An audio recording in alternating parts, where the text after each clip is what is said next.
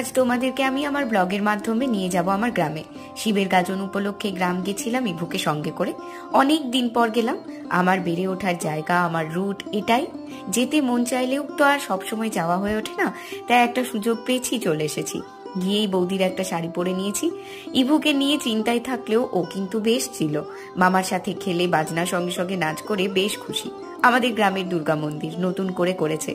আমাদের সময় পুরনো মন্দির ছিল। অনেক কিছু চেঞ্জ হয়েছে, কতজনকে চিনতেই পারছি না। যারা ছোট ছিল বড় হয়ে গেছে। গিয়েছিলাম খুব অল্প সময়ের জন্য, কিন্তু তবু সেটুকুর মধ্যে অনেকটা স্মৃতি এনে রাখলাম নিজের কাছে। এখন সবকিছু কেমন পরিবর্তন হয়েছে বলো। আগে কেমন পিসির বাড়ি মাসির বাড়ি যাওয়া হতো, এখন তো আর কোথায় যাওয়া হয়। সম্পর্কগুলো আগের মতন আর নেই। সবাই কেমন একলা থাকতেই পছন্দ করি, তাই না?